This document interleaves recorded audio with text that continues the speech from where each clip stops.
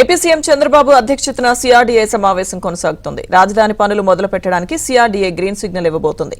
40,000 కోట్ల విలువైన పనులు దక్కించుకున్న ఏజెన్సీలకు లెటర్ ఆఫ్ అగ్రిమెంట్ ఇచ్చేందుకు ఆమోదం తెలపనుంది. సిఆర్డీఏతో ఒప్పందాలు చేసుకున్నాక రాజధానిలో ఒకేసారి పెద్ద ఎత్తున పనులు మొదలు పెట్టేందుకు ఏజెన్సీలు సిద్దమవుతున్నాయి.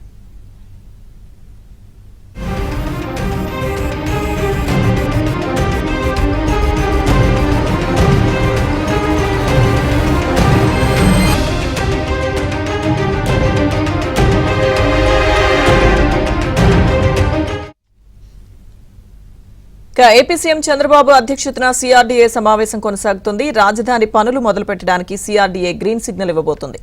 40,000 కోట్ల విలువైన పనులు దక్కించుకున్న ఏజెన్సీలకు లెటర్ ఆఫ్ అగ్రిమెంట్ ఇచ్చేందుకు ఆమోదం తెలపనుంది. సిఆర్డీఏతో ఒప్పందాలు చేసుకున్నాక రాజధానిలో ఒకేసారి పెద్ద ఎత్తున పనులు మొదలు పెట్టేందుకు ఏజెన్సీలు సిద్దమవుతున్నాయి.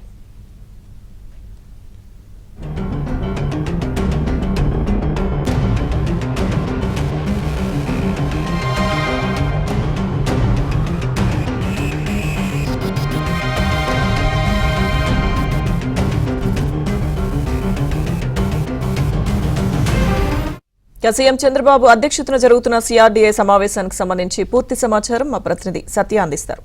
సత్య. లక్ష్మీ దుర్గ 45వ సిఆర్డీఏ అథారిటీ సమావేశం ముఖ్యమంత్రి చంద్రబాబు నేతృత్వంలో కొద్దిసేపటి క్రితం ప్రారంభమైంది. ప్రస్తుతం అసెంబ్లీలోని తన ఛాంబర్ లోనే ఈ సమావేశాన్ని ఆయన నిర్వహిస్తున్నారు.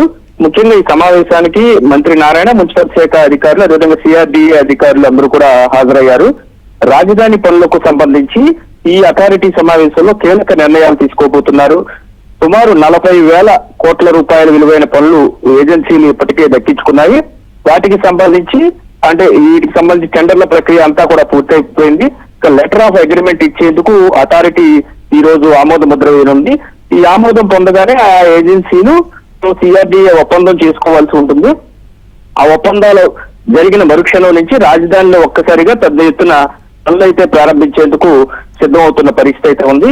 ఇప్పటికే రాజధాని అమరావతి నిర్మాణానికి అటు వరల్డ్ బ్యాంక్ కావచ్చు, అదేవిధంగా ఏషియన్ డెవలప్మెంట్ బ్యాంక్ కావచ్చు, వీళ్ళందరూ కూడా భారీ ఎత్తున 13,400 కోట్ల రుణాన్ని ఇచ్చేందుకు ముందుకు వచ్చాయి. అదేవిధంగా హడ్కో నుంచి మరో 11,000 కోట్ల రూపాయల రుణ సమీకరణకు ప్రభుత్వం ఇప్పటికే పూర్తి స్థాయిలో అన్ని ఏర్పాట్లు చేసింది. దానికి సంబంధించి అనుమతి లేక కూడా రాష్ట్రానికి వచ్చింది. ఇటు రాష్ట్రం నుంచి కూడా తమ యొక్క అంగీకారాన్ని తెలియజేస్తూ ఆ లేఖని అటు హడ్కో కూడా ముంబై కార్యాలయం హడ్కోకి పంపించడం జరిగింది. ఇక జర్మనీకి చెందిన ఒక ఆర్థిక సంస్థ నుంచి కూడా మరో 5,000 కోట్ల రుణాలు తీసుకోవడంతో పాటు ఒక 1,500 కోట్లు కేంద్ర ప్రభుత్వం నుంచి గ్రాంట్ గా కూడా అమరావతి కోసం తీసుకుంటున్నారు.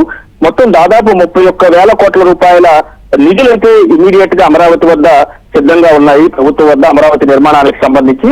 దీనిలో భాగంగానే అమరావతికి సంబంధించినంత వరకు కూడా పనులను వేగవంతంగా పూర్తి చేసేందుకు సిద్ధమవుతున్నట్లుగా మంత్రి నారాయణ ఉదయం ప్రశ్నోత్తరాల సమయంలో కూడా ప్రకటించారు. ముఖ్యంగా ఎల్పీఎస్ ల్యాండ్ పూలింగ్ స్కీమ్ కింద రైతులు ఏవైతే పొలాలను ఇచ్చారో వాళ్ళకి ఇచ్చినటువంటి ఫ్లాట్స్ లో రోడ్లు, అదేవిధంగా ఇతర ఎమ్యూనిటీస్ అన్నింటిని కూడా 3 ఏళ్లలో పూర్తి చేస్తామని కూడా చెప్పడం జరిగింది.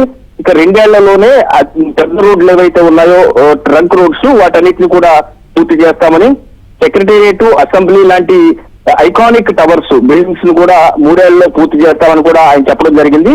వీటన్నిటికీ సంబంధించిన టెండర్ల ప్రక్రియ ఇప్పటికే పూర్తయిన నేపథ్యంలో 40,000 కోట్ల రూపాయల పనులకు సంబంధించి అనుమతి ఇచ్చే పత్రాలను ఆయా కంపెనీలకు అందించడం, అదేవిధంగా సిఆర్డీఏ ఎంఓయూ చేసుకోవడం లాంటి అంశాలకు ఈ రోజు జరిగే సిఆర్డీఏ 45వ సమావేశం కీలకంగా మారనుంది. ఈ సమావేశంలో తీసుకున్న నిర్ణయాల ఆధారంగా పనులు అయితే వీళ్ళని తొందరగా అమరావతి ప్రాంతంలో ప్రారంభం కానున్నాయి. లక్ష్మీ దుర్గ.